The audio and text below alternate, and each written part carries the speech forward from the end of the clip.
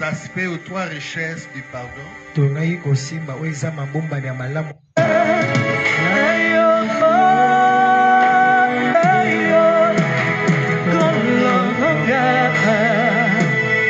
Est-ce qu'on peut acclamer pour le Seigneur? Est-ce qu'on peut acclamer pour le roi des rois, le Seigneur des seigneurs? Le lobby, aimez vos ennemis. Priez pour ceux qui vous maltraitent. Priez pour ceux.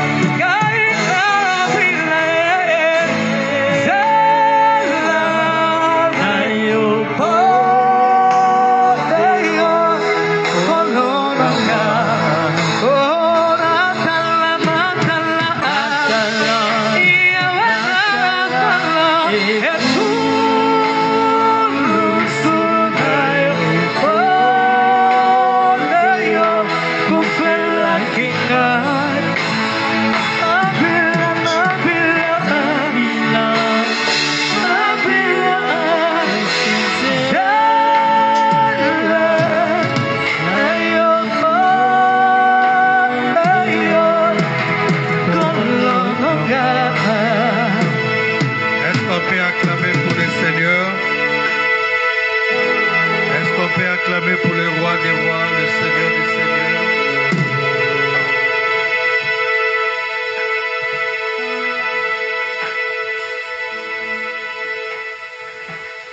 Seigneur, nous voulons te dire merci pour cette soirée. Tu as dit, Siloé, je serai avec toi. Je marcherai avec toi. Mon esprit qui repose sur toi. Les paroles que je mise dans ta vie sur toi ne se retireront point de toi, ni de tes enfants, ni des enfants de tes enfants, de maintenant et à jamais. Parlez-nous. Fais-nous du bien au nom de Jésus. Amen. Donnez-nous les micros vraiment élevés, papa. La micro d'ancien. Et ceux qui en ont? Et siffler. Maintenant, dame, nous on a assez. Allô, allô, allô. Le bano, allô. Papa, le bano, allô. Allô. Allô, allô. Allô, allô. Yesu kolo, Yesu kolo, Yesu kolo. Betela Yesu mavoko. Nous sommes en train de parler sur le pardon. Le pardon, nous avons voulu toucher trois aspects ou trois richesses du pardon. Pour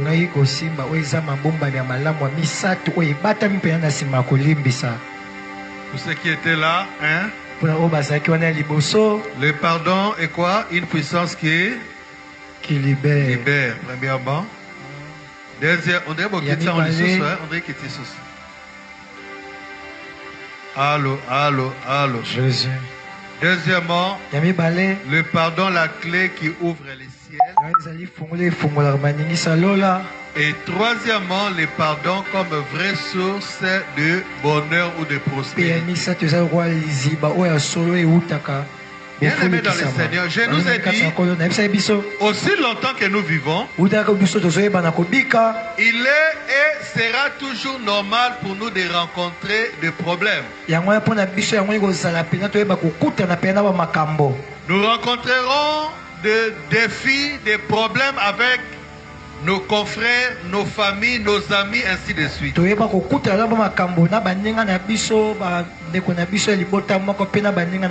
arrivera que les gens te disent des choses qui ne vont pas te plaire. Il arrivera que des gens affichent des comportements qui ne vont pas te plaire. Tu vas moissonner de la méconnaissance, c'est-à-dire le manque de reconnaissance à l'endroit des gens à qui tu as fait du bien. Dans la vie, que nous le voulions ou pas, aussi longtemps que nous serons en contact avec les hommes et les femmes, les êtres humains, il y aura de la déception. Tu entendras certaines paroles qui vont te couper les cœurs en deux. Tu entendras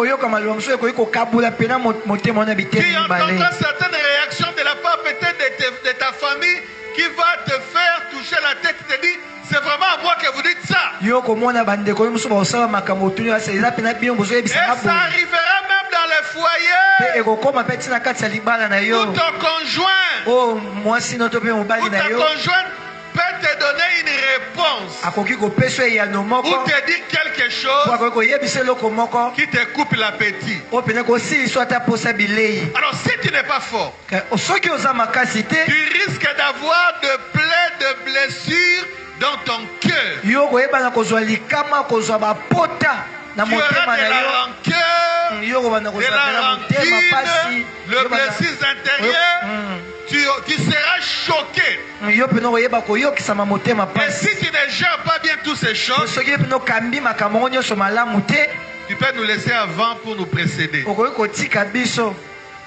L'importance de cet enseignement, c'est pour te dire, apprends bien souvent à ne pas toujours considérer et mettre dans ton cœur les choses qu'on te dit, les choses, alléluia, que tu écoutes par tes oreilles.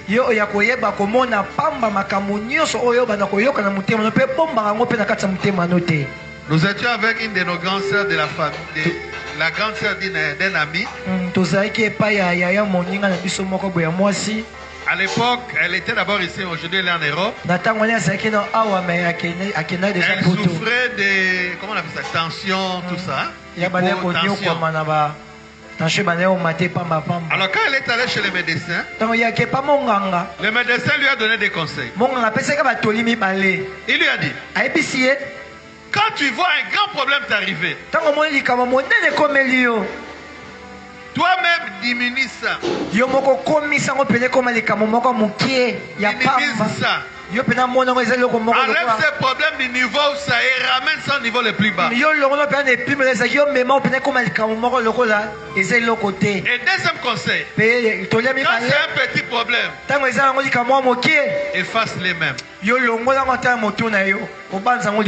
C'était des conseils vitaux. Parce que beaucoup de gens sont entrés sous la terre à cause d'un problème qui est arrivé, qu'il a mis dans le cœur. Il a commencé, comme on a dit le mercredi, à ruminer, à remémorer.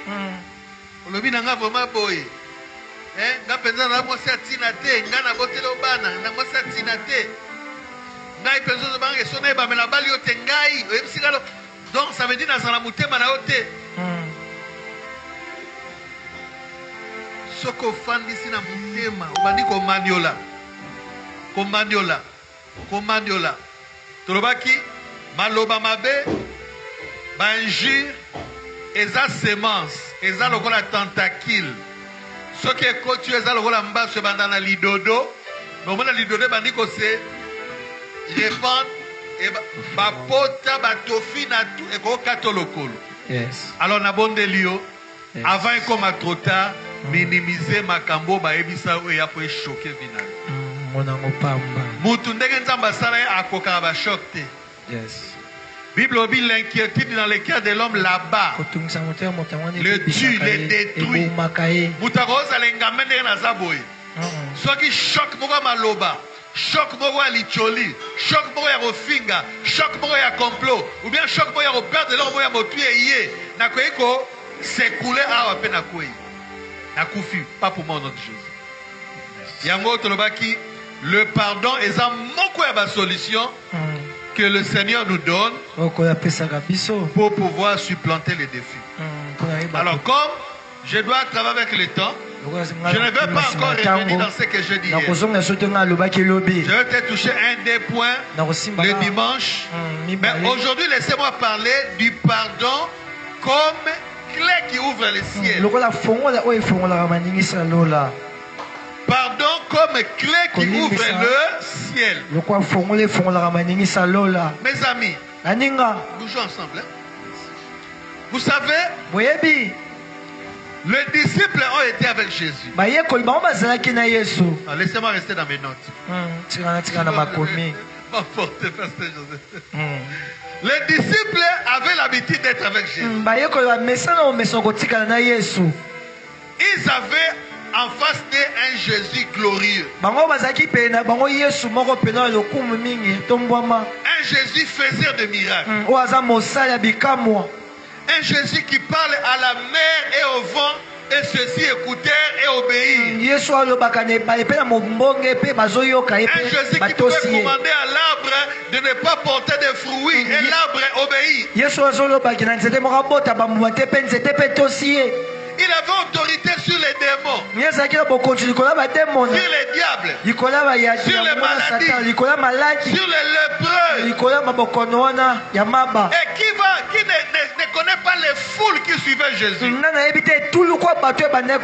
Jésus était un homme de foule. Il avait plusieurs catégories de gens qui le suivaient. Il avait un groupe de 3 avec qui il était. Un groupe de 12, un groupe de 70 ou 72. Et il avait des foules. Il avait aussi un groupe de 1 avec son père, souvent il passait du temps. Quel succès! Un jour il était en train de prêcher, de parler, de marcher. Il m'a dit, heureuse les mamelles qui t'ont allaité. Heureuse les mamelles, c'est-à-dire heureuse la femme qui t'a allaité. Jésus fait ma réponse. Et plutôt celui qui écoute la parole de Dieu. Bien-aimé, c'est-à-dire les gens les louaient. Les gens avaient envie de les voir. Zachée monte même sur l'arbre. Jésus. Personne ne voulait rester. Des foules. Et pendant qu'il marchait là, on lui donnait des cadeaux. La raison pour laquelle Judas était financier. Tu ne peux pas nommer un financier sans la bonne. Tu ne peux pas non plus avoir un financier sans la bonne amitié. On a un financier quand l'argent qu'on reçoit, c'est trop, on ne peut pas gérer soi-même. Alors, on nomme quelqu'un d'autre. Jésus était un homme à succès. Il avait une vie hors pair. Une tunique à multiples couleurs. Ce n'est pas que son habit avait plusieurs couleurs, mais la sorte de vie qu'il avait, c'était une vie colorée.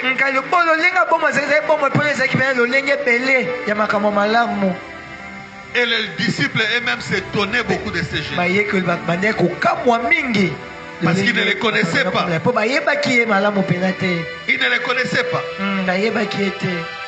Un jour même, quand ils montaient dans une barque, comme ils traversaient, il y avait la tempête, il y avait le vent, ils dormaient. Quand ils sont partis les réveiller, il est venu, il a commandé à la mer de se calmer, au vent de stopper.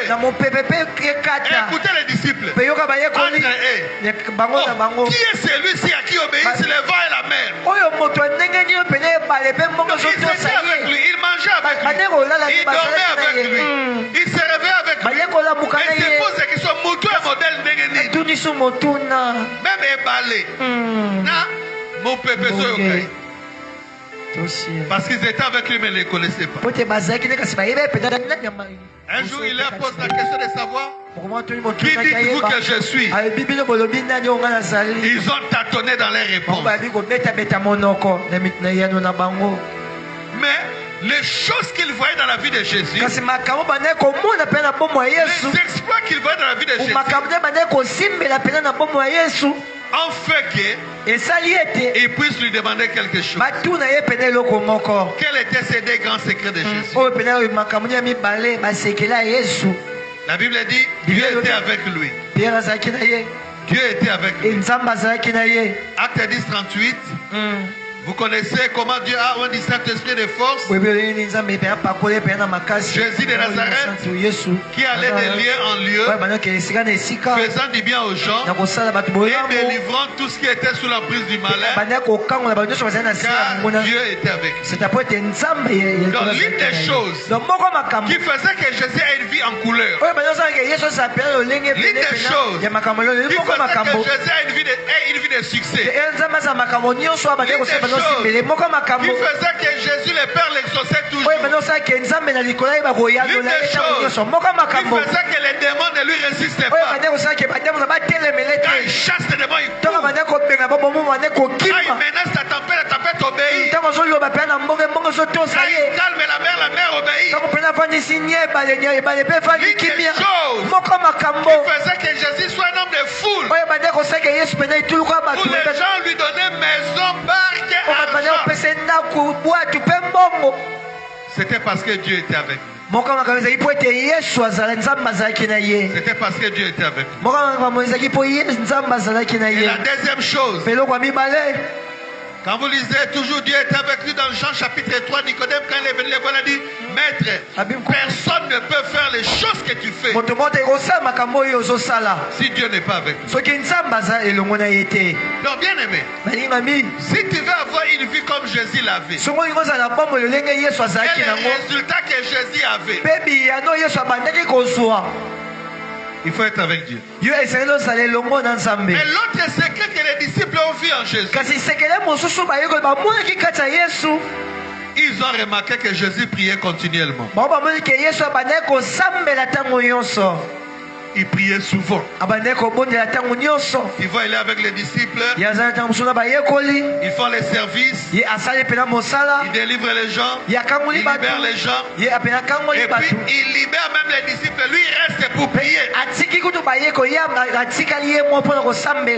Tu vas très tôt le matin.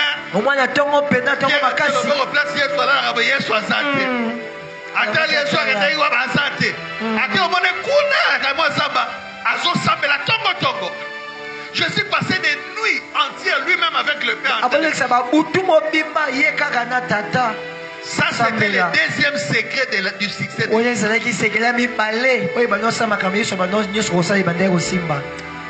Et à un moment, les disciples s'approchèrent de lui. Il dit, Maître, je paraphrase.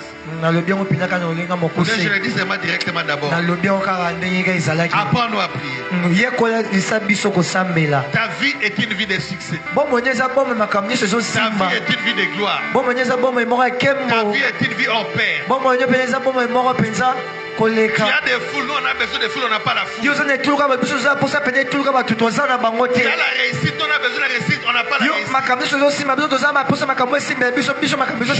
Garde beaucoup d'argent pour toi, on a besoin d'argent pour l'argent parce qu'on n'en a pas beaucoup. Apprends-nous à fonctionner comme toi. Apprends-nous à prier. C'est alors que Jésus les amena dans Marc 6, Matthieu 6, où il va leur montrer comment prier. Suivez-moi bien mes amis. Matthieu 6, 9 à 13. Voici donc comment vous devez prier. Notre Père qui est aux cieux. Vous voulez avoir des résultats comme moi? Vous voulez être exaucé comme moi? Voici comment vous devez prier. Notre Père qui est aux cieux, que ton nom soit sanctifié, que ton règne vienne, que ta volonté soit faite sur la terre comme au ciel. Donne-nous aujourd'hui notre pain quotidien. Pardonne-nous nos offenses, comme nous pardonnons aussi ceux qui nous ont offensés. Ne nous soumets pas en tentation. Délivre-nous du mal. Bon, là-bas, maintenant, les théologiens discutent. Il y a une discussion. Il y en a qui disent que la prière s'est arrêtée là. Il y en a d'autres qui disent qu'ils ont mis entre crochets. C'est à toi qu'appartient la puissance et la gloire. On ne va pas entrer dans les détails. Pour les théologiens. La prière s'arrête. Mais regardez, dans la prière de Jésus, il y a 4 grandes parties. La première partie, c'est nous et Dieu. Et cette partie regorge ces phrases. Notre Père qui est au ciel. Notre Père, que ton nom soit sanctifié. La partie qui concerne Dieu. Que ton règne vienne. Que ta volonté soit faite sur la terre. Cette première partie, nous parlons avec le Père sur les pères. La deuxième partie de la prière, c'est nous et nos besoins. Donne-nous aujourd'hui notre pain quotidien. Pardonne-nous nos offenses. Ça, c'est la deuxième partie. Pardon, la deuxième partie, c'est nous et nos besoins. Oui. Donne notre pain quotidien. Pardonne nos offenses. La troisième partie, c'est nous et les prochains. Comme nous pardonnons aussi à ceux qui nous ont offensés. Nous faisons entrer les prochains dans la prière. Et c'est dans la dernière partie on parle du diable. Ne nous soumets pas en tentation. Délivre-nous du mal. Et puis Jésus a fini la prière. Mais il y a qu'aucun mois, dans verset 14 à 15, c'est pour dire, je vous ai appris la prière. Mais dans la partie, vous tenir compte d'un côté. Prière n'a pas de so, eza ekena mai.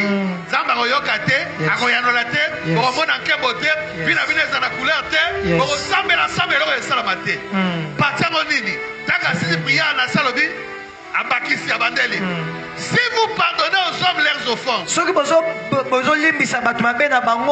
votre Père qui est dans les cieux vous pardonnera aussi vos offenses. Mais si vous ne pardonnez pas aux hommes leurs offenses, votre Père ne vous pardonnera pas non plus vos offenses. Seigneur, pourquoi on met cette partie à l'ibosoté? Quand tu martèles vraiment. Pourquoi on met cette partie à faire sa mission ma pâté? Pourquoi on met cette place il y a des démons, Satana, délivre-nous du malin, ne nous soumets pas. Ok, mais t'as qu'à cette partie à Tolimbi Sabaninga. Yes. Parce que place où on a des prières, Nayo et Zozwa, Alléluia, tout le monde Ngolu. Yes. Est-ce que vous avez Amen. Adorez Nzam. Vous m'amelaye, yembelaye, tombolaye, très bien. Quand on parle du pain, on parle de tous les besoins que nous avons. Dans le pain, c'est une image, mais quand on a voiture, voyage, les alliés, liba, les alliés, ndako, les alliés, tout ça. Mais à quelque bêta, c'est un alikambuya. Limbisa mabena biso, ndenge biso petro limbisa rabaninga. Yes. Pourquoi na salobi soki boko limbisa batu mabena bango te. Na rappelé toi parler sur les pardons. Yes. Alobi nzambe pe mo limbisa bino. Si qu'on a posé une question. Papa yaka. Asali masum. Exemple oza masum. Aye kopesa nga pour dina limbisa ye. Alléluia. Si on a nzambe na lobi avant na limbisa yo nazo masumu na effacer yo limbisa masumu baninga. Soko limbisi moninga te masumu no pe moyena zo na limbisa ezaki. Est-ce qu'on a toutes nos questions? Soki asenga bo limbisi na limbisi ete masumu leza wapi? Eza epa na ete kombe epa na nzambe na longoli yako. Eza epa na ebo ete. Bon oui. Oh, Bible lobi, Dieu n'exauce pas le péché. Nzambe yandola kate basumu. Oui, eza na Jean chapitre 9. Jean chapitre 9, verset combien? Nous savons que Jean 9, 31, Dieu n'exauce pas le péché. Donc, Keba kokota na présence à Nzambe na masumu.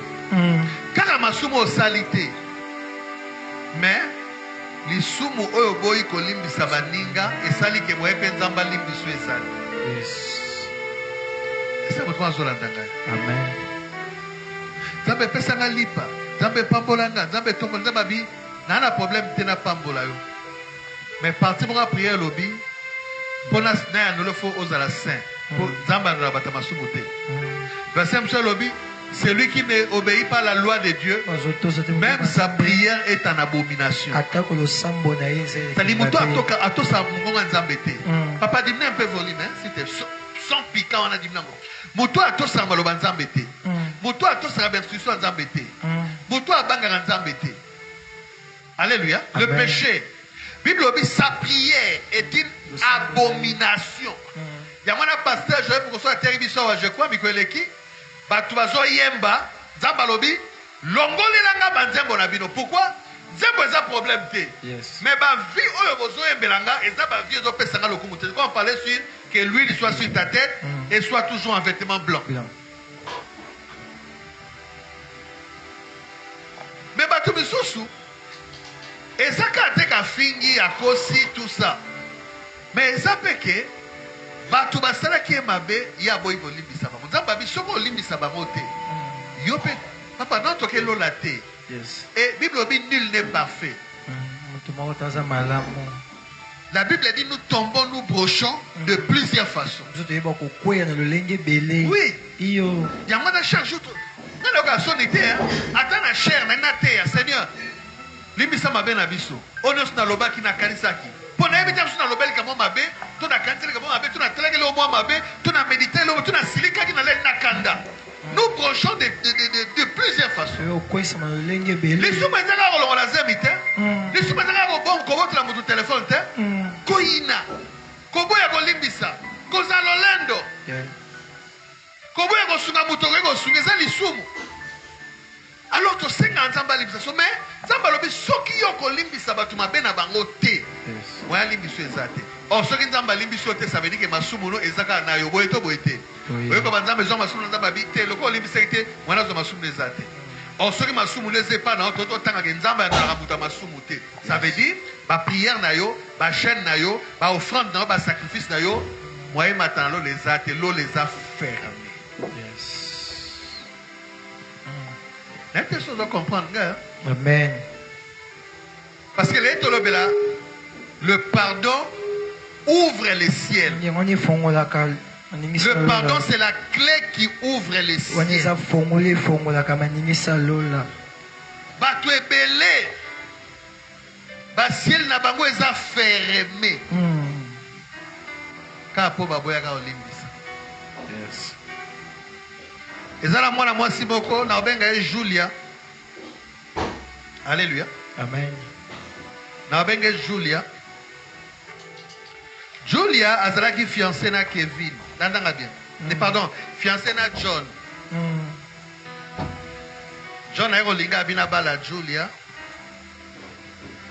Ayokani bandi ko marché. Mais grand frère à John Kevin ando linga Julia te. Ebi ezalaka non? Alléluia. Amen. Amen. Grand frère à Sepelana, moi si fiancé.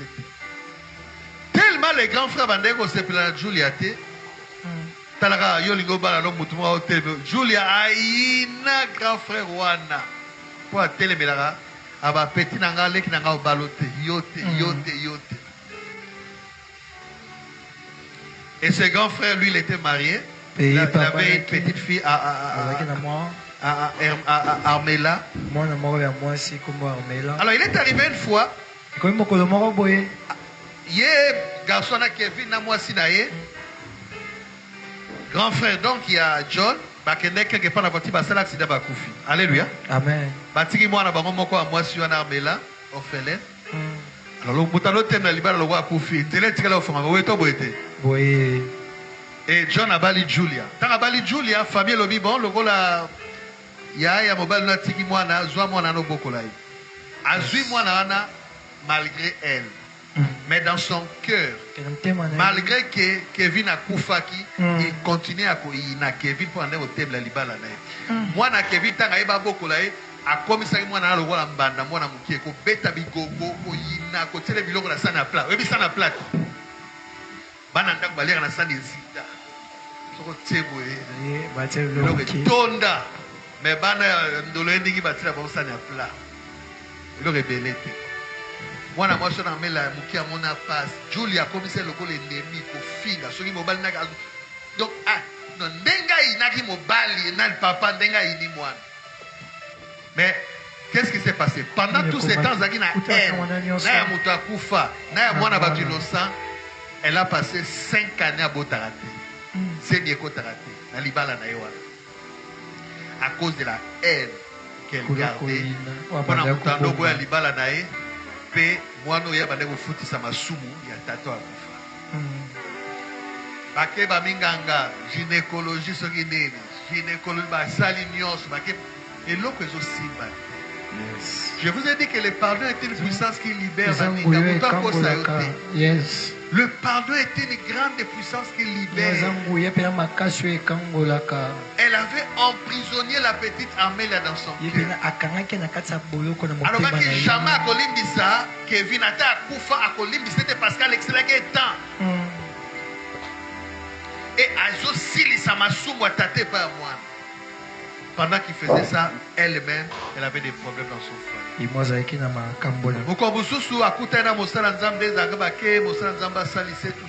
Cet homme-là avait les discernements des esprits. Il lui a dit, je vois qu'il y a un problème. Regarde dans ta vie, c'est comme s'il y a un problème en toi. Un poison, une tentacule. Et le moment où il vient m'abbé, une amertume, une blessure, une rancœur. Et là, on a monté maintenant ezali oyo ezabsa. Tango amitalia mi film pinere balobaka a remarqué que aina na monté balobaka Kevin ezakufa na mwana wa. Heureusement pour elle était sincère, elle a commencé à pleurer devant l'homme de Dieu. Et l'homme de Dieu lui a dit pardonne les défunts. Et il a prié. Quand seulement Julia a décidé, il y a Kolimbisa défunt. Pe akozwa mwana wana lokola mbandate 3 mois je crois si je ne me trompe pas azui zemi. Yes. Yoka aboti mwana mobali tuna apese kombo nini Kevin. Kombo ya motoyo abanda oteme. Ça veut dire qu'il avait vraiment pas. Pour moi non obenge mikolonio so vie notia kokola ça veut dire ondimi osangisa kombo mwana naona moto ando ça veut dire qu'il avait pardonné. Yes. Et alandisi pe bana. Yes. Les jours où elle a accepté il y a qu'on libérer mon frère, ma soeur. Naebi vi na yoto miyebi. Tokutanaka aome tant que panzala mon dans circuit naï. Tout ça là plusieurs années, bamsou 36 ans, bamsou 20 ans tout ça. Mais quand nous sortons, chacun va dans son école, chacun msou akena wendi, chacun rencontre et a rencontré des problèmes. Mais n'a pas quoi les lopes semaine on zamba zoebisayo. Ça ne joue pas en ta faveur lorsque dans ton cœur, aux en a rancune ya batu basalo mabe. Et l'obité que basalo mabe, basalo vraiment mabe benzamba yebiango. Mais ce n'est pas la raison pour toi ya ko garder rancune. Parce que la rancune dans ton cœur, ils ont détruit Moutouana, ils ont détruit Léo. Yes. Dieu te demande de pardonner. Parce que le pardon est une puissance qui libère.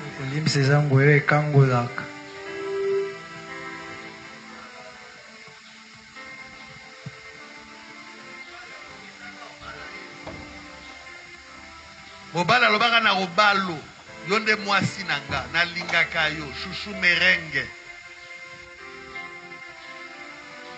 Amso pa botisa yo. Amso pe au salaba sacrifice ambon no balote ka so bikedi so no dosto ka so makala so nini osungae obakisela ke de diversité. Campus wana ngomba mulebla na pesa kanzala ba bele ba bakedi. Tanga uta kuna utanga ba chimie ba calcula makasi pour calculer makasi eyoka na tena libumu na ba nyama libumu zala olazo ngepana bango ayena meso teka yo pe wana chérie nanga to bongisa venir fundi ya munene na safu nakisala kindeki avant so akonga azo mina alobi a chérie nanga yo penza. Mais le jour où il termine ses études ba ebeli alongi na ye azu musala na banque azu musala na wap akomi ko moi swana moi ça koteka viete. Elle n'est pas de mon niveau. Elle n'est pas de mon rang. Il faut que moi si il y a standing abosali ba fufu bambongo no balo bambele na minerval ba syllabis bana basi ndengo na soko sungi ta kolo ba nyana ko bala su est-ce que bilika bona miso mona atikala na ayina dans la mutema ne sa boma mutuana. Quand tu fais ça, tu penses que tu fais mal à cet homme. Non, tu es en train de te faire du mal à toi-même. Le pardon est une puissance qui libère. N'a posé une question. Tout le bagage acide, et ça a effet. Comment on dit ça? Oui, bien, sorti ma bonne acide, ma bonne aussi là. Et si, est-ce qu'elle me quoi? Oui, bien. Moi, quoi, ben, national, je suis pareil qu'à faire bon. Si quoi, supposons, au inié. Au côté ma beaucoup na acide pour boire qu'elle est acide pour tomber. Les temps au côté ça pour boire. Nana on dit qu'elle est bosse. Quand tu fais ça, on voit même dans le bosso. La haine que tu emploies vers l'autre te détruit d'abord toi avant de détruire beaucoup. Je te prie mon frère, ma soeur, je te prie, je te supplie. Ataba salom avenir. Pardonne. Ce n'est pas en vain que Yesu va mettre ma cité. Batobo lié pandi, babouake lié soyi, batie kotianzoube, mais on a prié, Père, pardonne-les, car ils ne savent pas ce qu'ils font. Jésus savait qu'à bon matin, la tena, même son disciple, oh Nani, le petit là c'est qui? De notre frère Étienne, il a suivi le même esprit. Seigneur Jésus, pardonne-les, car ils ne savent pas ce qu'ils font. Le gars balanzab. Na olimbisite kaza ba frère wa kala wana te olimbisite biso ti ototie onyati to nyati totie kaza ba frère ayuma te ba sœur ayuma te na soko lukika na ko lande lotina non ça ce n'est pas le christianisme. Pardonne-les, pardonne-nous nos offenses comme nous pardonnons aussi à ceux qui nous ont offensés. Quand tu pardonnes les autres, ça ne peut pas l'imbition. Yes. Soka l'imbition n'est ce qu'on sambela yo kiyo. Lola no eza ko fonga po nyoso ko senga ko sala. Mais soki o limbisita l'imbition te ko ka na tongo ti pourquoi. Lola eza ya ko kanga. Moyeba ya lola yo. Tikana l'action. Les méfaits d'avoir une vie sous un ciel fermé.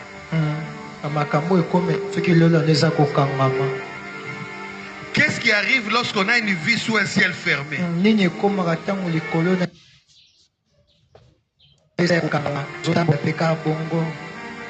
C'est très dangereux, mes amis. Très dangereux d'avoir une vie, de vivre une vie sous un ciel fermé. Dans la vie et l'histoire des enfants d'Israël, ils ont vécu des grands moments dans leur marche avec Dieu. Pendant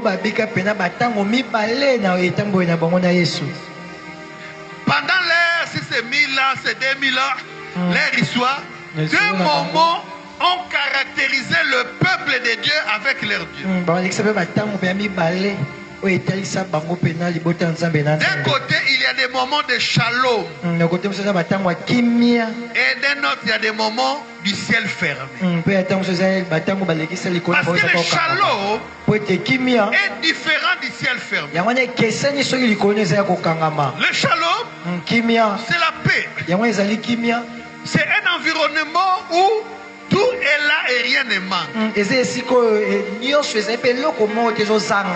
ciel fermé, c'est le contraire. Dieu ne bouge pas, aucun ange ne descend, aucune prière ne traverse. Le ciel est en fer, en béton.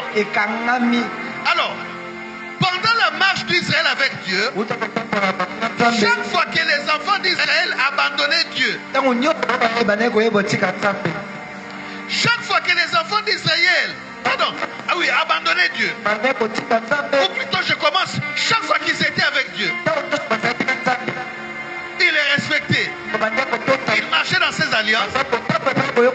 Israël vivait sous un ciel ouvert. Il vivait les moments de shalom. Mais quand ils abandonnaient Dieu. Dieu les abandonnait. C'était un ciel fermé. Quand Israël respectait les temples et ses exigences,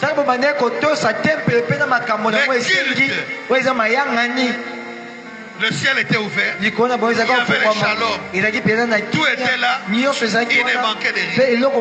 Mais quand il fermait, rejetait les temples et ses exigences, l'alliance, le temps passé avec Dieu. Dieu fermait les cieux. Ou si vous voulez, leurs péchés fermaient leurs cieux. Regardez.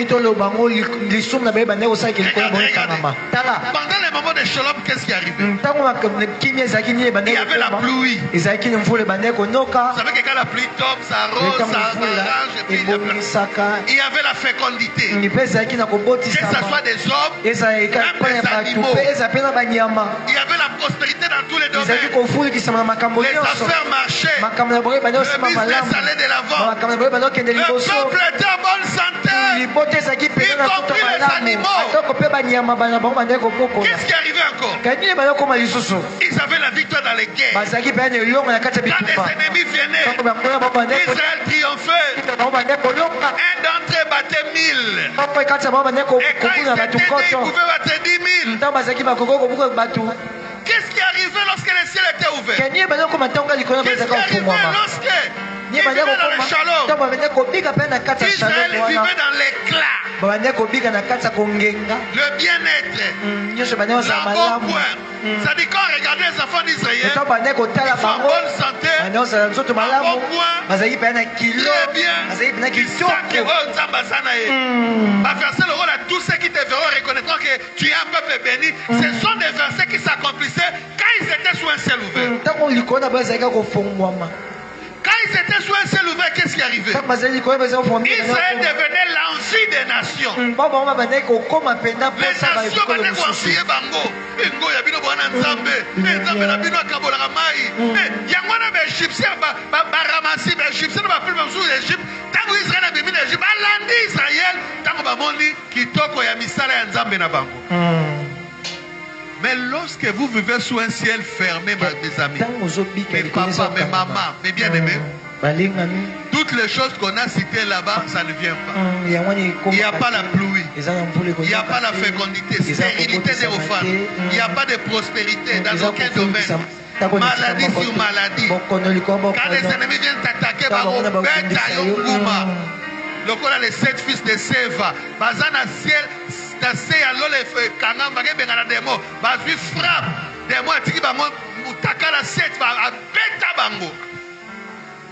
Et Israël était la honte.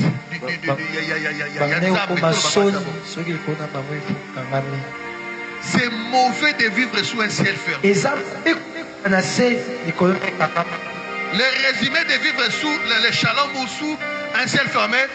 Regardez Deutéronome 28, à partir du verset 1 jusqu'au verset 14, c'est vivre sous le shalom, c'est vivre sous un ciel ouvert. Si tu écoutes la voix de l'Éternel, ton Dieu, l'Éternel Dieu te fera le premier parmi tous les peuples de la terre. Tu seras béni dans la ville, tu seras béni au champ. Le fruit de tes entrailles, c'est-à-dire tes enfants seront bénis. Bibouele na yoro pambolama. Orodef ateka sorodef fissa. Alléluia. Deutéronome 28, 1 à 14. Tu seras béni dans la ville et tu seras béni dans les champs. Bon, c'est l'interprète Miko. Ta corbeille et ta hiche seront bénis. Tu seras béni à ton arrivée et tu seras béni à ton départ. L'Éternel te donnera la victoire si tes ennemis qui s'élèveront contre toi. Ils sortiront contre toi par un seul chemin et s'enfuiront devant toi contre passé. L'Éternel ordonnera même à la bénédiction d'être avec toi. L'Éternel t'ouvrira son bon trésor, les ciels, pour envoyer à ton pays la pluie en son temps et pour bénir tous les travaux de tes mains. Tu prêteras à beaucoup de nations et tu n'en prêteras pas. L'Éternel fera de toi la tête dans la cœur. Tu seras toujours en haut et tu ne seras jamais en bas. Mes amis, vivre sous un ciel ouvert. Il y a un vie. Le pays où le lait et le miel.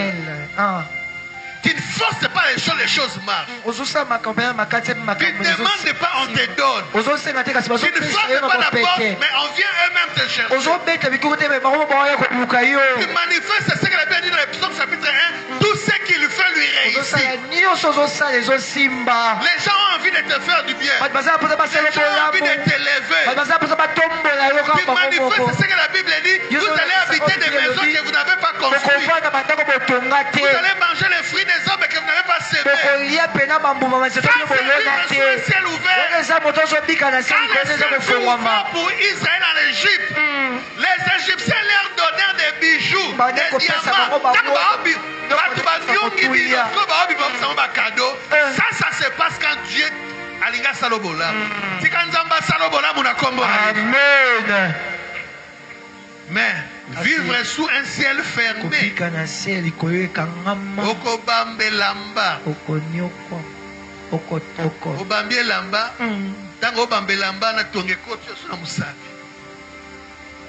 Je vous dis la vérité. Ozokima mutanyongo mbangu mbwala ndio abio nani wakima bwe même mbwana nzela o menacer oteki sangimo ko pa den bangungi babo ya okufa suba kufi balamu parce que écoute quand tu n'es pas en alliance avec Dieu toute la nature se révèle. C'est ça, pasteur. Quand Dieu a créé Adam et Ève, tout était bon. Mais quand ils ont péché, papa, lui a comme l'andamutu. Moi, morakotaka, moi, morakotaka, moi, morakotaka, ah, moi, de ma sœur. Na ba frère, ba ok. Mais ne bandez les allées bongote. Mais il commis pour na lola et kanga. Mais pour anilo le kangami, pour ngai na yo to boy ko limbisa. Pourquoi tu kangi va tu kanda Zambabi na royaume n'a pas fonctionné à bon côté. So lingina salobola musala bola pas. Bible dit ce que tu fais pour les autres, c'est ce qu'on fera pour toi. Ce qu'un homme aura semé, c'est ce qu'il fonctionnera. Ce qui ont limbisa te, welo le limbiso ezate. A tous en a raison ya kosilika nzamba lobi, oza na raison mais yoko bundate. Pourquoi? Parce que à moi la vengeance, à moi la rétribution. Landela likambo eza yo te nga mona landela likambo penzamba za mieux placé au landelo makambo muko mususu je crois Pharaon amoni mwasi à Abraham abama kosa yake mwasi na mwasi tande ko lepo banga lokola mwasi na kitoko banga ba bomae po bazwa mwasi Pharaon te Abimelech boko ba roi Bible bien ke ko simba Sarah je crois ke o simba Sarah. On dirait Abimaki naï. Papa n'a qu'à rouler dans la boutou. Nzamba bimeli. Nzamba bimeli. Nzamba frappé kobanda yé. Nanda kunemo bimba na stérilité. Hémorroïde. Yes, avec hémorroïde, mais on dirait Abimelech quoi. À ça qui peut na moi. Nzamba ko contre la baboune on a ndoto a fini kingo alobi. Soko ke senga bolimbi so na roboma yo. Soko libérer peuple là te na roboma yo. Nzamba zui Pharaon zo boyo libérer peuple là babi yo zo boyo mwana liboso kufa. Mutu alinga te basima mwana ye. Nzamba bomi mwana Pharaon pour libérer peuple. Papa, Nzamba yebo bunda. Je te dis la vérité. Là la mona bato akeko bunda pour réclamer tort ba bomi. Pour battre le bunda ba lekela ba. Osana makasa bunda na batu te. À moi la vengeance, à moi la rétribution. Alobi limbisa tikanga na soki. Amalwanso alobi garder silence l'Éternel combattant. Mais biso tenga jamais na limbisa e. Ah, mambala mamba salanga. Musala wana ngana zo yango. Les filles wana zina réception à personne de fille. Tana mabundi na fille. Papa. Nako finge comme il pète. ngana kolimbisa batu nyonso me ye so na limbisi ba bakisanga musapia 6 ngana église ma basalanga mon baloba pona ngai kingala na osati bango to pona teso bale benga atala bo papa siko zo tumla boko nzambe sala nzambe azamba na bitinda te azape koko te bakongo bazaka ata tika ikaka côté il est père et en tant que père na prière sur le bi quand vous priez dit notre père comme nous pardonnons aux autres leurs offenses, nous aussi pardonnons. Si tu n'as pas pardonné, ne te pardonne pas. Et si Dieu ne te pardonne pas, ça veut dire Aoyoko te ponzamba ndarabata sumute. Osonzamba nolote, ça veut dire que kolono efongwa mite kangama. Ça veut dire mener vie à mina choka. Mina omona passe, mina o souffrir. Au kangaba demo, ya busu melo, ya busu kasavubu, ya funa. Kinshasa au Karaba demo lembi. Mama Karaba demo est alingate. Et Satan a Karaba demo. Bakitara Lola un tiers. En quand la Bible parle des anges qui sont là, par myriades. Et bien myriades sont là combien? Tu en es là, non on la grâce. Et na kati na ina langa. Et na sakunate. Ngana luka, ba anjali na bazawapi. Yesu siko lingita sa ndenge nini omona nga butu moi nazana bible nanga soki na na lembi kotanga esi na télécharger ba livre presque nyonso surtout le Nouveau Testament okanga nazo mina nazo yoka nazo lia nazo yoka nazo sambela nazo yoka atana lali nazo yoka parce que nalingi la parole de Christ habite abondamment en moi. Kingandi quelle distraction. Je laisse les ennemis à Dieu qui a dit à moi la vengeance, à moi la rétribution. Moi je fais quoi? Je pardonne, j'aime et je continue à faire mon travail. C'est ce que Dieu nous demande à tous. Kobandoki va aussi la terre. Aussi la terre. Dans la béguise, on va kanga bindoki. Oui, bien, je vous dis la vérité. Si vous avez un peu de quitter, balati elongine ko lati na lota ke na moni maye. Bwana batute balati ye.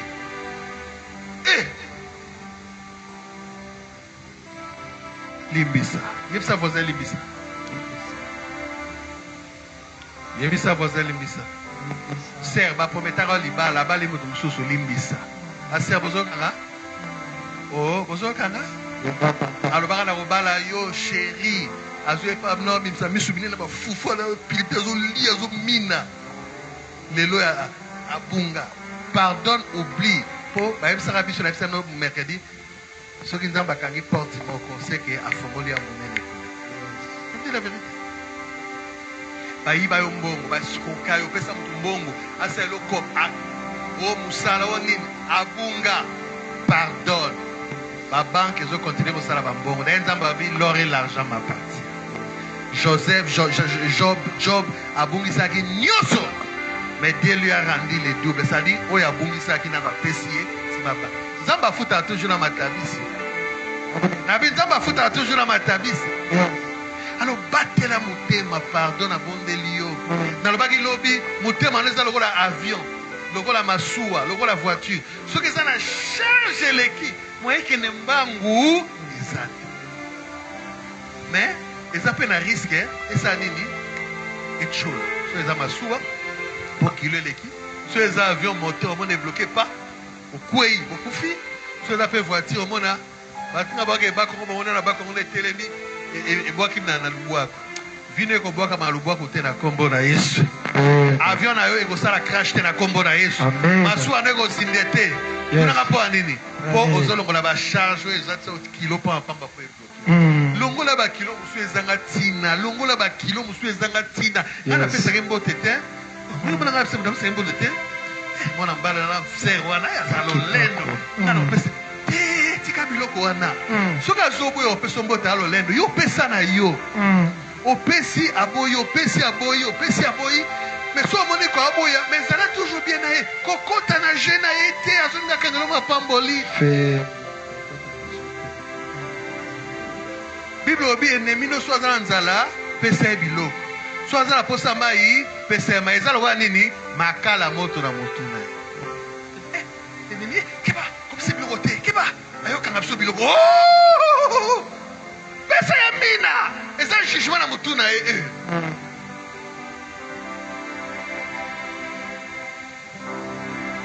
Ya Johnny to limbisa ba ça ce matin. Pardon yaya. To limbisa. Sœur maman. Na yete so ba kombe ba solo ba limbisa. Décharge tout. Limbisa. Basi msu mwa basi asu basi kitoko malamu na foyer za te pona ni akangela bobali kanda. Bobali abetaka men libre mo lobali ka mo boye soki saye. Komaka bilo na kasa ai sakona. Yomo ke dotsa.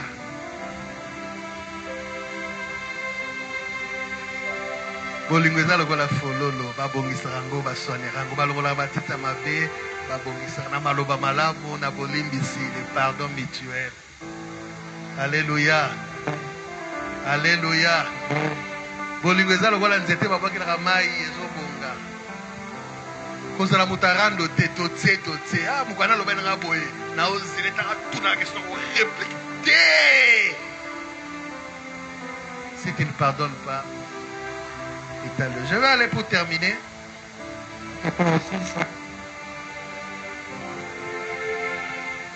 Il y a moi le plus grand commandement. Le commandement nous se dit c'est ça qui réduit en deux, mais sous cas ils sont réduits en mort au Kabouébi. Et ça combien 10? Et ça dit bon 10 oui, merci maman, merci. Mais nous se dit c'est résumé Canada. Tu aimeras l'Éternel ton Dieu de tout ton cœur, de toute ton âme, de toute ta force. Et puis le second qui lui est semblable, tu aimeras ton prochain comme toi. C'est qu'on a mon canal Jean. Bah, un Jean, le livre de l'amour. Babi, commandement Zakar Moko. L'amour. Alors bien, so bolinga libino na bino. Ndemo kileko yeba kibozaya. Tala. Yes. Ba bate to anza ko tona ba jeep. Utiki ba Prado libanda. Ko bata maikari pe tala ko ba Prado legi ya biso. Je vous dis? Kuna nini ko ta maikari kuna na nalo ba mikota abso za forma kaso. Ko pesa triste. Ba yaka na bo basu.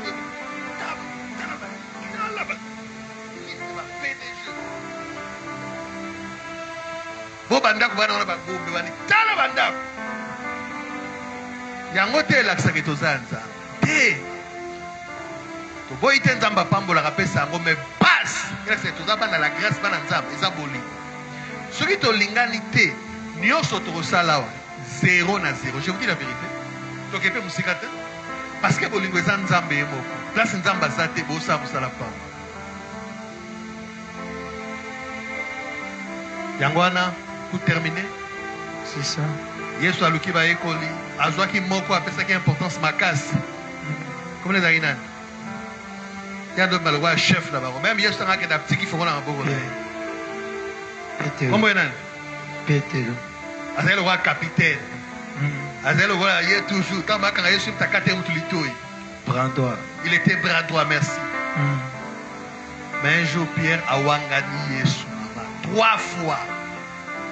Écoute, 3e fois, à Katila, jamais n'a tiré le gouvernement, n'a ébiété. A Wangana bi a yebi Yesu ta Wangani.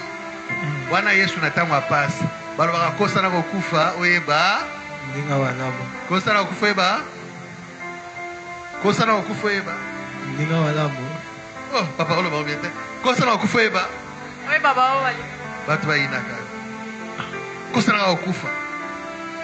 Yesu bakangiye ba shemba film tango eza tango azana batu ba ko ya Yesu kaka yo Pierre penza na miso Yesu la na yebi ata Pierre yebi date tango soso aleli yemo ko abandi kolela nga esili ngai aleli ale on est allé la kanti yeba jida pour la tango na ndeye yeba na momate. Alléluia. Même quand Yesu abimeli Marie, tanga sekwe. Ayebisie kende ko ebisa na Pierre pe na bandeko na ngai bazela ngala chelesa. Mukola kutana Pierre totanga mercredi. Simon fils de Jonas est solide. Jésus ne l'a pas rejeté. Ce n'est pas dit. Le roi Huna, ingrat. Pierre Yowanga Nanga. Yo bando péché toute la nuit, péché bambisi, bozuku tout deux bateaux.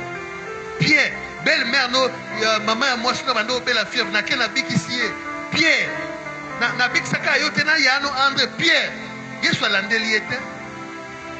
Alors bien non que le Père te pardonne. La Bible dit ça Pierre n'a pas décolanga et basé à Jérusalem. Nous combolons ensemble à quitter Salaki. Pierre abano wanga na Yesu abimi. Na les 11, il y a le capitaine Abadi Goteya. Nani a télévisé qui m'a kakatani na belle. Nous n'avons ni or ni argent. Il a eu piraté. Nani a télévisé qui est né. Papa m'a dit ma collègue. Il a eu piraté.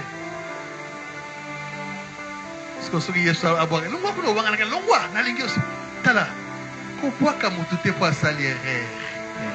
Pourquoi frère n'a pas été l'erreur est humaine. Batoude basala kabere. Kaka bateau ba koufande basala sous berère. Biso toi na bomo le quoi toza parfait to ko sala berère. Oko bisa boninga mbongo baluso selo esimbite dindi. Soka expliquer ndima l'amour quoi tout. Même sous moninga ba kosita ke makambo ba maki ba beba ebisa ke makambo yo lobaki ala afficher ba titi moi ma be pa na yo kolanda été ba intoxica qui est. Apprenons à pardonner. Tozala mutema munene baninga. Tozala mutema munene. Tolandela batute. Kolandela makambute. La Bible dit celui qui rappelle les fautes cherche la division. Mais baninga malamu babomaka. Alléluia. Amen. Totika kaka. Tolimbisa. Na yeko ebisa olimbisa mutono kangela kanda. Limbisa leki wana na famille olobisa asute. Ezala ba msusu ba mbal. Na lo bango ata na ebite soki nzambe. Telema. On a perdu dès qu'on a vu ce mot en église. Yes. Awa. Elle avait des difficultés. C'était une fille. Donc on a joué à Bombelandako. À Bokola et quoi? Les quoi maman. Mais cet homme a commencé à s'abuser.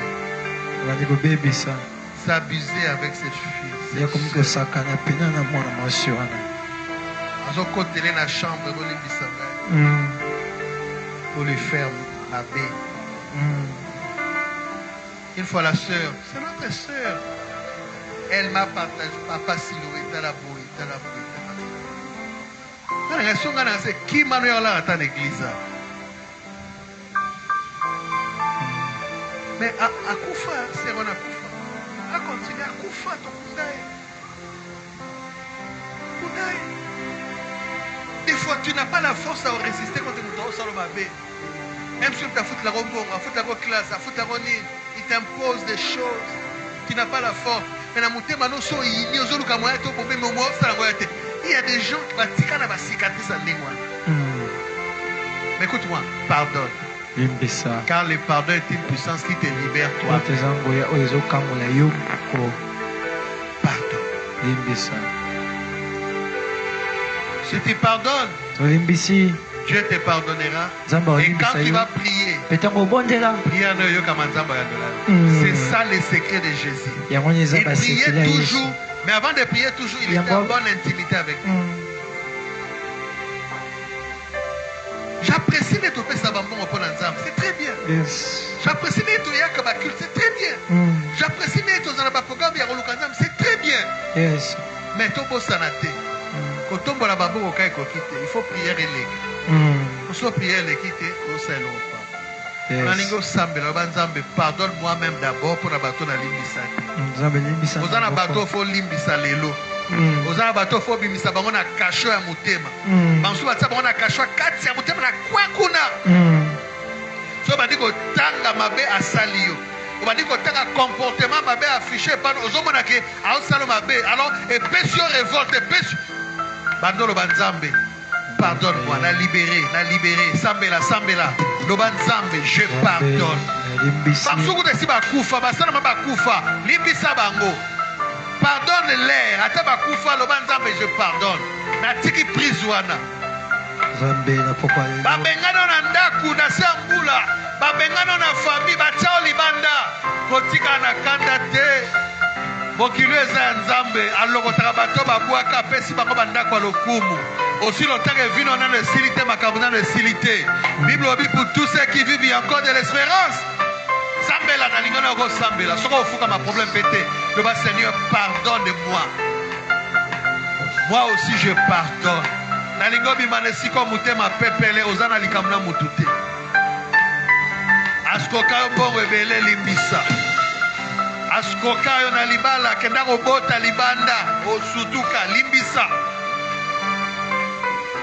Limbisa. Seigneur, pardonne-nous. Seigneur, pardonne-nous. Le pardon est une puissance qui libère. Mais le pardon, c'est aussi une clé qui ouvre le ciel. Nous voulons vivre une vie sous un ciel ouvert. Nous voulons vivre une vie sous un ciel ouvert. Toboy va prier na biso suka na batol. Toboy va prier na biso suka na banzete. Yango toyeko banda ko limbisa po yo lobi. Soki bino boko limbisa bato mabe na bango. Nzambe pa limbisa bino. Mais soki bino boko limbisa bato te. Nzambe pa limbisa bino te. O soko limbisi biso te papa moyo ka biso ya te. O Bible obi yo na no bata masumu te. Na limbisi. Bafinga ki ngai silowe na limbisi. Balobaki mabe contre ngai na boyi kolanda ngo na limbisi. Bakosela kinga makambu na limbisi. Zambe na limbisi. Ezala na musala, ezala na famille, ezala na église, ezala na quartier, ezala wapi. Je pardonne. I forgive. Je pardonne. Je pardonne ceux qui m'ont fait du mal. Nazana posa prier na ngoyo ka ngotango nyonso. Kutavana sambela déjà yo kapo sala. J'ai choisi de pardonner. Rabazaka yababa. Est-ce qu'on compte le s'il te plaît to fukami? Tu vas position ça to fukami ça to telemi. Nalingo sambela sambela ndeko sambela. Toko risquer to za lokola akayen. Kaya bongisi mbeka. Abongisi sacrifice. Abongisi ta ya prière. Abongisi badon. Metanga pesa nzambe ke bupanzi nzamba boyango. Parce que son cœur. Seigneur, je veux que mon cœur soit en ligne avec toi. Seigneur, je veux que mon cœur soit en ligne. Yesu makomelo bitina na yo, que le Père t'exauçait toujours. Tango nous bandera au sambe la tata yo kakayo, parce que tu n'avais pas de problème avec quelqu'un. Bible obi, tu n'as pas péché. Seigneur, na limbisi bato basalenga mabe. Na limbisi bato balga baibanga saki nzambe. Na limbisi bato nzambe basanganaka pona kobebisa musala na ngana Mr. Cash.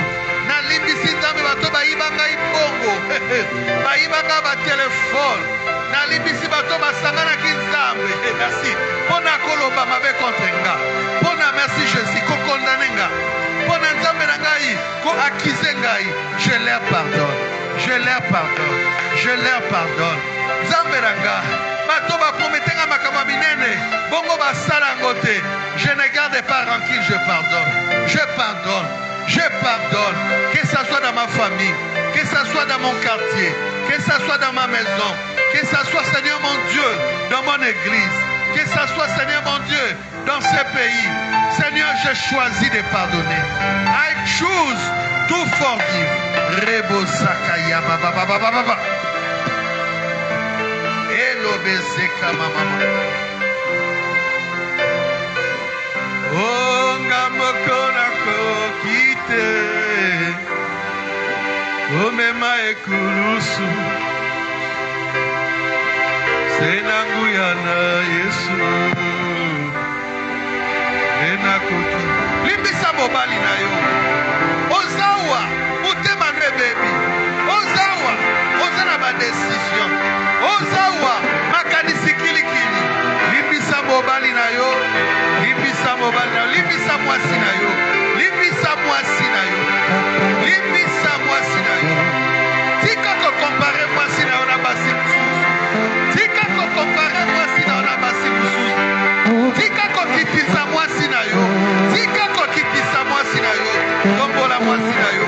Lobane maloba malamu. Encouragez-ye. Rebosa baba. Limbisa.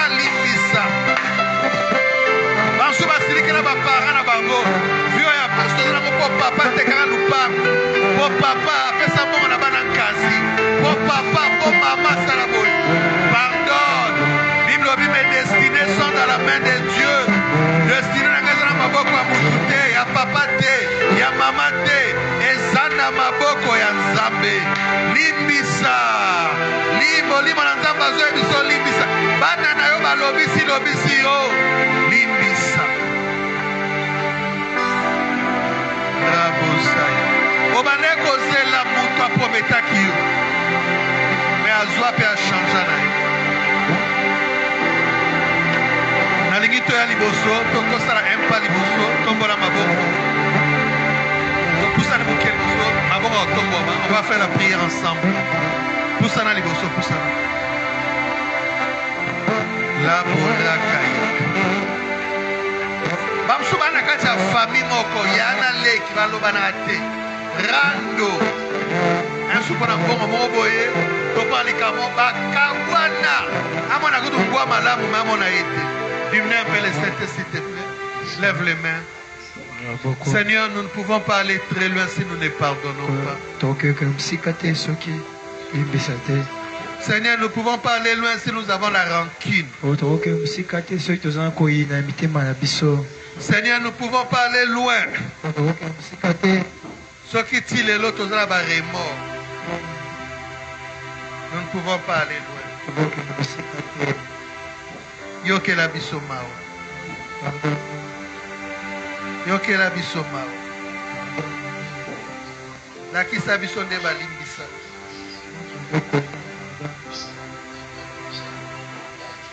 Lakisa biso nde balimbisa. Talanga oloba kesi na limbisa ya bandela kaka. Yena limbisa e kaka. Na limbisa ke. Osu Yesu atuni Pierre atuni Yesu. Seigneur, il faut le 7 fois, parce que chez les Juifs ou dans les contextes bibliques, quand on dit 7, ça veut dire plusieurs fois. On a dit 7 fois, ça va. Dans la position, il y a, comment on dit ça? Il y a confort. C'est-à-dire, on a dit 7 fois. Yesu a dit non, on a dit 7 fois. Limbisa est 70 fois 7. Je pense que vous avez une utilité à la calculer, ça fait combien? 490. 70 est déjà perfection. 7 est déjà. Jésus veut dire pardonne continuellement sans critique. Nous allons vivre une vie. Il y a mon thème déjà et bon, il y a un problème là-bas.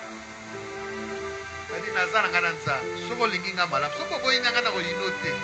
Ce qu'on sala ba ko ngana oboyo te na lingio. Mais na okangelo kanda. Parce que na boy et bébisa relation na Nzambe lona na ngefo. Alors, olimbisa une fois, 2 fois, 10 fois, bon ngeko Nzambe abi, faut limbisa 70 fois. C'est-à-dire limbisa. Voilà. Le bankolo Yesu. Na poni ko limbisa. Naza na raison, to naza na tort. Na limbisi. Limbisi. Mutasalenga mabe. Mutasalenga mabe. Aza na raison. Aza na raison. Aza na tort. Aza na tort. Na boyi kukoluka explication na excuse. Na boyi kukoluka explication. Na boyi kukumba raison. Kukumba raison. Na limbisi. Na limbisi. Pesanga mutema. Pesanga mutema. Ya ko vivre na kimia na bato. Ya ko vivre ya kimia na bato. Nalinga baninga nanga. Nalinga baninga nanga. Nalinga pe banguna. Nalinga pe banguna. Ma commune lobby. Ote ma commune lobby. Aimez vos ennemis. Priez pour ceux qui vous maltraitent. Priez pour ceux qui vous maltraitent. Petola motema nanga. Petola motema nanga. Pesanga motema sika. Pesanga motema sika. Wane ko bimanga wanzambe. Wane ko bimanga wanzambe. Naluka kimia na batu nyonso na beba na gina bango. Naluka kimia batu nyonso na beba na bango. Ata bango babandanga mbotete. Atako bango babandanga mbotete. Ata bango babandanga seksanga te. Atako babandanga seksanga te. Kana laksa bango ke naza mwana Yehova Jireh. Laksa bango nzambe mwana ya Jehova Jireh. Naza mwana nzambe alola. Naza mwana nzambe alola. Car Dieu a tant aimé le monde. Car Dieu a tant aimé le pécheur. Et les saints. Et les saints. Bible bi abetaka mbula pona batamana batamabe. Apesaka moi pona batamana batamabe. Naza lokola ye. Naza lokola ye. Tika motema le bande kolela. Akoza mabe basalaki nzambe apangusa mai ya misu teme ya motema. Yes. A changé histoire na yo. Yes. Mais yo zwa décision lelo ya kokumba lisusu basusi wana te. Pe ya kobimisa bato otsala motema bimisa bango na kasho. Eza ya bango na nzambe eza ya yo te. Yes. Tika vino ezala libre ezala pepele po tala destiné nzambe ozelo na place ya omemo. Alingi oza na retard te me bakilo bachange na basusi banini ekotisa o na retard. Yes. Komisa vino pepele mpe kende okoma mbangu.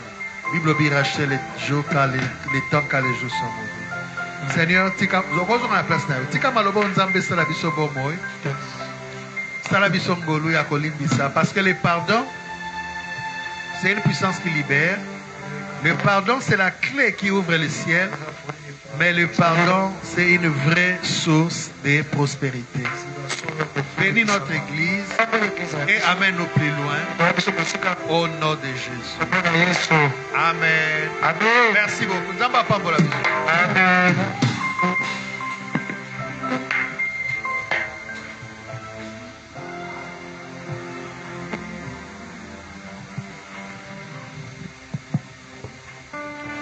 Gloire à Dieu. Merci apôtre pour ce message puissant. Que Dieu vous bénisse abondamment.